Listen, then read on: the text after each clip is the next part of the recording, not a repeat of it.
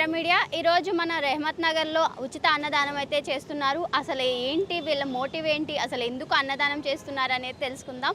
నమస్తే అండి, మీ పేరు? నటరాజ్. ఓకే, అయితే అన్నదానం ఎందుకు చేస్తున్నారు, ఎప్పుడెప్పుడు చేస్తుంటారు?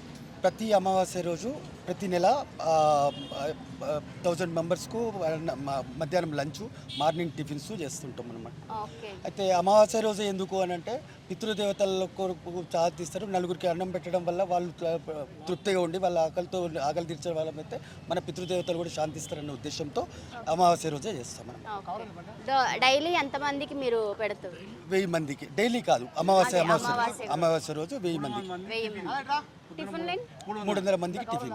300 మంది టిఫిన్. ఇంకా ఎక్కువ వస్తే వాళ్ళకి కూడా పెడతారా? అంతే అంతే, ఇక మళ్ళీ చేయలేం కదా, అప్పటికి చేయలేము. ఉంటాయండి టిఫిన్స్? ఇడ్లీ, దోశ, ఒక్కొక్క మంత్ ఒక్కొక్క వెరైటీగా చేస్తుంటాం అనమాట.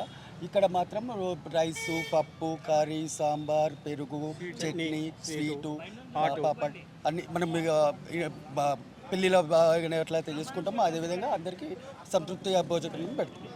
ఈవినింగ్ ఉంటుందా? ఈవినింగ్.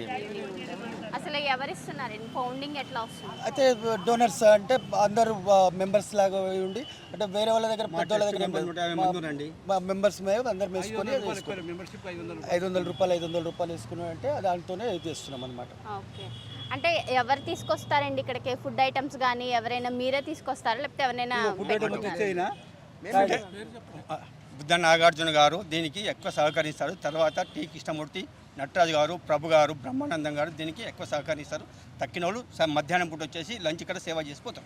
ఓకే, లంచ్లో ఏమేమి ఐటమ్స్ ఉంటాయి?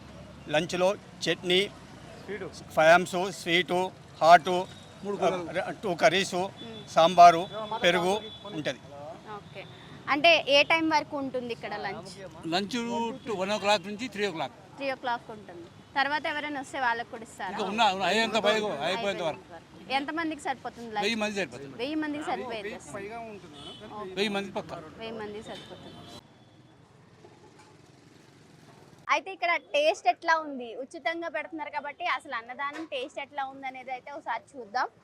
ఇప్పుడు నేను ఆల్రెడీ కొంచెం తిన్నా కాబట్టి నేను ఆల్రెడీ తినేసి వచ్చాను లంచ్, అందుకనే నేను టేస్ట్ చూడమన్నారు కాబట్టి కొంచెమే పెట్టించుకున్నాను.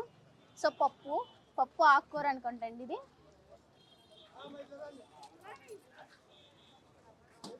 పప్పు అయితే బాగానే ఉంది.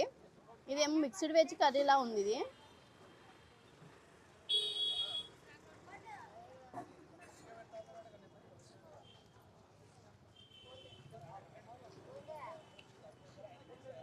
ఓకే, ఇది కూడా బాగానే ఉంది. మనం ఇంట్లో ఎట్లా చేసుకుంటామో సేమ్ అదే టేస్ట్ అయితే మెయింటైన్ చేశారు.